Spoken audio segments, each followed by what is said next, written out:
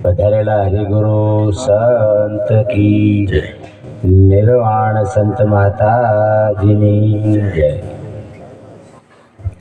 આજે પવિત્ર ભૂમિ, પવિત્ર પ્રસંગ, પવિત્ર સંત માતાના પરિવારે પોતાના દ્વારે પરમાત્માનો ભજન સત્સંગ રાખી આપણા બધાને રસભર દર્શન પછી લાભ આપે બદલ ખૂબ ધન્યવાદ.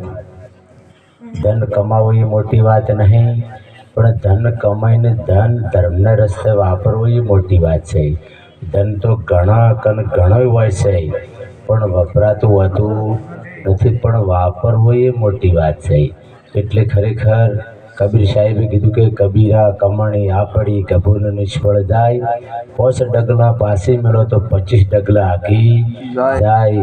કબીરા સંતન કો દેખ કે મન સાહેબ આવે યાદ, લેખે में वही दिन बाकी के दिन बाद. निरुद्ध महाराज बोल्या अलख पुरुष ने आरसी संत पुरुष को देख, अलख पुरुष को देख ना चाहे तो संतन को देख ले. મહાપુરુષો ઘણો બધું આપણને કહેતા આવે છે, આપણી એના અર્થનો અનર્થ કરે છે. અર્થ કરતા આવડતું હોતું નથી. આપણે બધા જેટલા અર્થના અનર્થ કર્યા છે, આપણે એક પ્રમાણ હાલ લ્યા કોક અશુદ્ધ માણસ પેણી ઊભો હોય ને એમ કે પેલા મહેમાન જે સત્સંગ કરે છે એ ચિયા ગોમના છે, તો તમે શું કહો?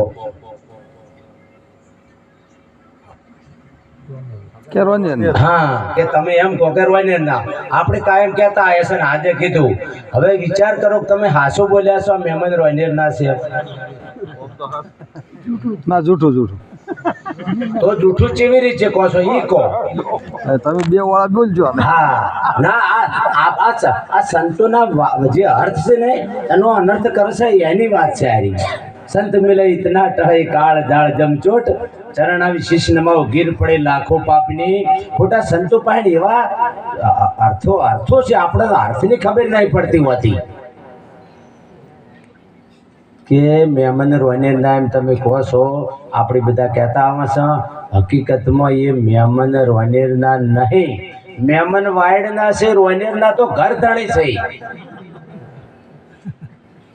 શું છે? મહેમાન વાયડ ના થાય અને રોનેરના તો ઘર ધણી છે.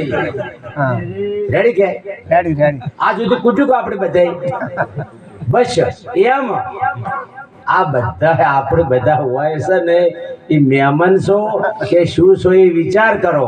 અને મહાપુરુષે પણ કીધું એ તું 2 દિવસનો મહેમાન રે, હે તે ભજી લે કીર્તાર. રોમ સંસાર માયાયો, માયાનું સુખ પાયો, ભૂલ્યો પ્રભુજીનો ઉપકાર.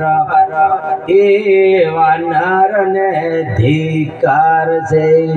બસ હોય આઈ અને એટલું બધું અવળે રવાડે સડ્યા છે નહીં, કોઈ બાચી રાખ્યું નથી. અને આવા હાસુ કહેવા વાળા મહાપુરુષો આવે છે, પણ આપણે એની વાત વાપરતા નથી વાપરતાનું એક જ કારણ, તમે ને અમે બધા હોય વાપરવા આયા છો કે અભળાવા આયા છો. બસ આ મુદ્દો લઈને આયા છો તો મેળ પડશે. આપણે બધા હોય અભળાવા આયા છો, વાપરવા નહીં આયા. ચમ આયા છો? અભળાવા આયા છો. અને આવું જ મહાભારતમાં શું હતું?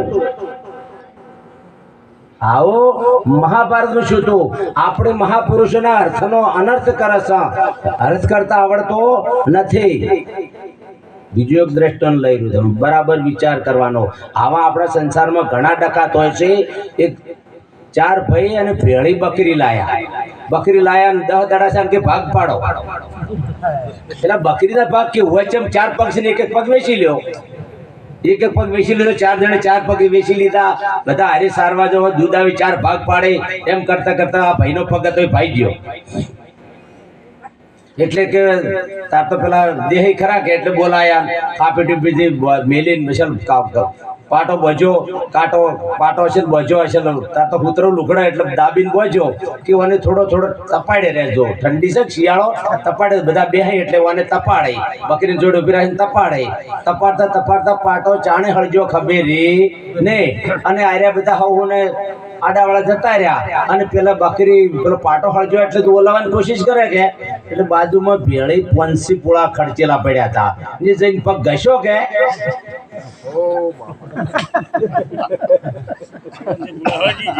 હળજી જાય પેલા આયા કે ભાઈ જો પંચીપુળા હતા તું જાવળીને પંચીપુળના પૈસા ભરા જેમ કે આ તારા પગે હળગાયું છે કના પગે હળગાયું છે આ તારા પગે હળગાયું છે તો વાને તો આવ્યું કે ભાગમાં પંચીપુળા અને પછી સદારામ બાપુ બોલ્યા હર સેવક બોલાવે સતગુરુ આવજો રે લેવા સેવક ને સંભાળ સેવક બોલાવે સતગુરુ આવજો રે જેમ દશુદર માધુડિયામાં એમ બોધ આલેલો હતો કે દુઃખ પડે તો આવજે હે સંત મિલે ઇતના ટાળે કાળ ઝાડ જમચોટ ચરણાવી શિષ્ણમાં ગીર પડે લાખો પાપીની ઓટ ગુરુ મહારાજ પાસે જો બાપુ આવી રીતે શું છે કે કશો વધો ને 50 પૂળા તારે ભરવાના તો છે હું આઉટ 1.25 પૂળા તને લાવું પણ કે બાપુ બધા ભેળા છે કે એવા ને એવા છે ગિરાઈ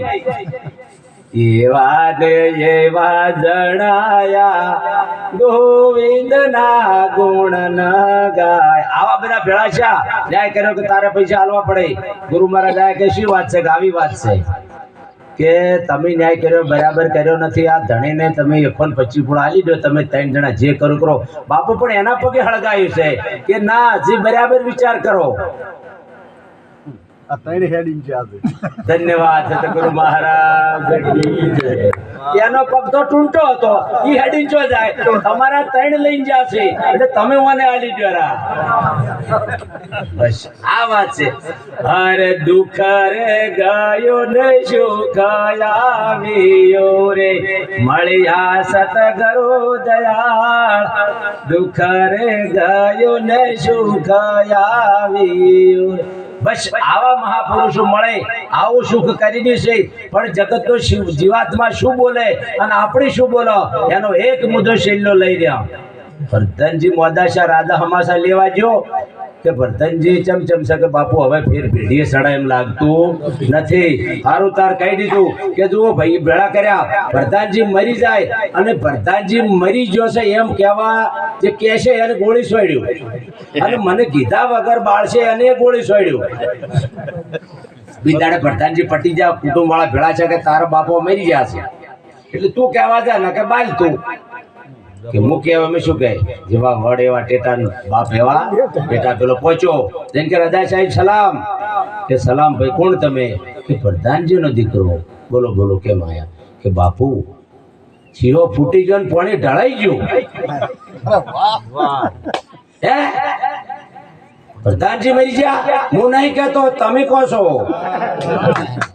તને ગોળી છોડવી હું કહેતો નથી તમે કહો છો આ તો બાપુ દ્રષ્ટાંત છે આ કીધું શું છે દ્રષ્ટાંત છે એનું સિદ્ધાંત કઈક સંતુકન પડ્યું છે આ જગતનો જીવાત્મા કહે છે કે મણીમાં મરી ગયા આ જગતનો જીવાત્મા કહે છે કે શિવરામ બાપુ મરી ગયા શિવબા મરી ગયા જગતનો જીવાત્મા કહે છે તમે સંત કે ભક્તો કહી શકો ના કહી શકો જગતનો જીવાત્મા કહી શકે તમારાથી કહેવરાય નહીં અબ નહીં આવું અબ નહીં જાઉં અબ ન ધડ મેં કુડા જાના કહે રવિ રામ ગુરુ ભણ પ્રતાપી મને લીખ દિયો અમર પરવાનો એવા પરવાના મહાપુરુષો આલે છે પણ આપણી બરાબર ધ્યાનથી વાપરી શકતો ના વાપરી શકતો મેળ ના પડે ને ના પડે જગતનો જીવાત્મા કે બાપુ કે સફરજન ખવરાય તમારાથી ના કહેવરાય જગતનો જીવાત્મા કે ચા પીવરાય તમારાથી કહેવરાય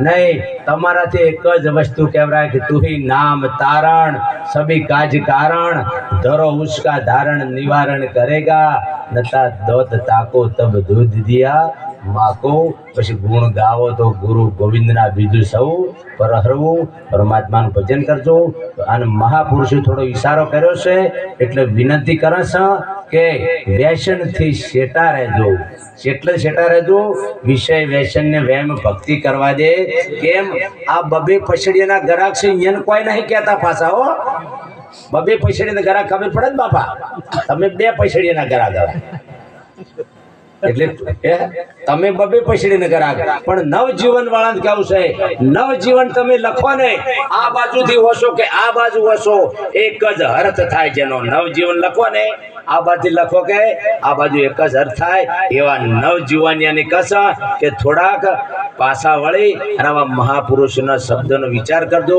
જીવન સુધરી જશે આનંદ થશે તન સારું રહેશે મન સારું રહેશે અને ધન ઘેર રહેશે એટલે ખરેખર આજે સંત માતાના પરિવારે ભજન સત્સંગ રાખી પરસ્પર દર્શન પ્રસન્ન લાભ આપ્યો એ બદલ ખૂબ ધન્યવાદ એટલું કે વાણીને વિરામ આપે બોલો સતગુરુ ભગવાન કી જય.